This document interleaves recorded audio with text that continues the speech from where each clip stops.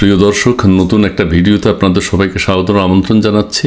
ঘটনাটি খুবই দুঃখের, যেটি এখন আপনাদের সাথে শেয়ার করব। আপনারা এরই মধ্যে দেখেছেন আমাদের প্রধান উপদেষ্টা বিদেশি সংবাদ মাধ্যমের সাথে কথা বলতে খুব পছন্দ করেন, এটি আপনারা সবাই জানেন। সম্প্রতি তিনি গার্ডিয়ান পত্রিকাকে একটা সাক্ষাৎকার দিয়েছেন এবং সেখানে তিনি বলেছেন শেখ হাসিনা গাজার মতো বিধ্বস্ত এক দেশ রেখে গেছেন। আপনারা দেখেন, শেখ হাসিনা গাজার মতো বিধ্বস্ত এক দেশ রেখে গেছেন। এখন আপনারা হয়তো বলতে পারেন এর মধ্যে আবার দুঃখের কী আছে। কেউ কেউ বলছেন, অনেকেই বলছেন এই কথার দ্বারা শেখ হাসিনা গাজার মতো বিধ্বস্ত এক দেশ রেখে গেছেন, এই কথার মধ্য দিয়ে আমাদের মাননীয় প্রধান উপদেষ্টা গাজাবাসীর প্রতি এক ধরনের প্রতারণা করলেন, গাজাবাসীকে খাটো করলেন, গাজাবাসীর দুঃখ কষ্ট যন্ত্রণাকে উপহাস করেছেন। আমরা কি গাজার মতো আছি? বাংলাদেশের মানুষ, বাংলাদেশে কি গাজার মতো পরিস্থিতি? এই যদি হয়, বাংলাদেশের মতো পরিস্থিতি যদি গাজায় হয়, তাহলে তো গাজায় কিচ্ছু হয় নাই। গাজার মানুষ তো ভালোই আছে, গাজার মানুষ খুব সুখের দিন যাপন করছে। ইসরায়েল গাজার মানুষের সাথে খুবই ভালো ব্যবহার করছে। যদি বাংলাদেশের অবস্থা গাজার মতো হয়, তাহলে তা গাজায় কিছুই হয়নি সত্যিকার অর্থে। আমরা সংবাদে যা দেখি তা তো মিথ্যা। গাজার কোনো ভবন নেই, গাজার কোনো মানুষের মতো তারা জীবনযাপন করতে পারছে না। গাজার মানুষ দীর্ঘ বছর যাবৎ কি যন্ত্রণার মধ্যে আছে সেটি আপনারা সবাই জানেন। ফিলিস্তিনের মানুষ কি কষ্টে আছে, আর সেখানে ফিলিস্তিনের মানুষের কষ্ট দুঃখ যন্ত্রণার সাথে আমাদের মাননীয় প্রধান উপদেষ্টা বাংলাদেশকে তুলনা করেছেন। বাংলাদেশ তো গাজার চেয়ে ভালো আছে। সো গাজার পরিস্থিতি, গাজার দুঃখ কষ্ট, গাজার মানুষের সাথে তিনি এক ধরনের উপহাস করেছেন। ইসরায়েল গাজাতে তথা পুরো ফিলিস্তিনে যে ধ্বংসলীলা চালাচ্ছে, যে ধ্বংসযজ্ঞ চালাচ্ছে, সেটি বিশ্ববাসী জানে।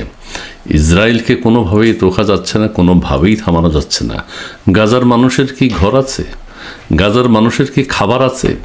গাজার মানুষের চতুর্দিকে দেয়াল, গাজাবাসীর কোনো দিকে বেরোতে পারে না। একদিকে সমুদ্র, তিন দিকে ইসরায়েলের শাসন দেয়াল, খাদ্য সামগ্রী নেই, অন্ন নেই, বস্ত্র নেই, পানি নেই, বিদ্যুৎ নেই, আবাসস্থল নেই, কিছুই নেই।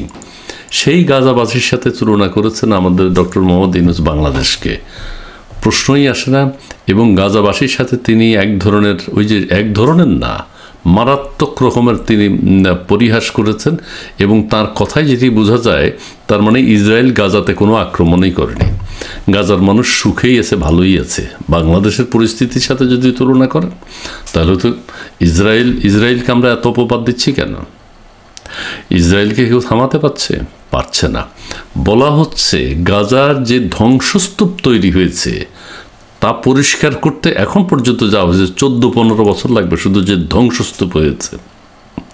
বলা হচ্ছে গাজা রিবিল্ড করতে 80 থেকে 90 বছর লাগবে, গাজা পূর্বের অবস্থায় ফিরে আসতে।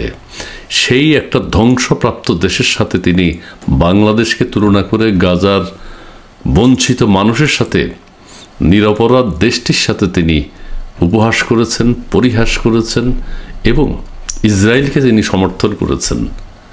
এটি কিন্তু বাংলাদেশের মানুষ ভালোভাবে নেবে না, বিশ্ববাসীও ভালোভাবে নেবে না। কিসের সাথে কিসের তুলনা তিনি করেছেন? তিনি কি বুঝে করেছেন? তিনি কি গাজা সফর করেছেন? গাজার মানুষের কি যন্ত্রণা সেটি কি তিনি যেয়ে দেখেছেন? তিনি পত্রপত্রিকা কি পড়েন? টেলিভিশন দেখেন? অনেকে তো বলছেন তাও না, তিনি পত্রপত্রিকাও পড়েন না, টেলিভিশনও দেখেন না।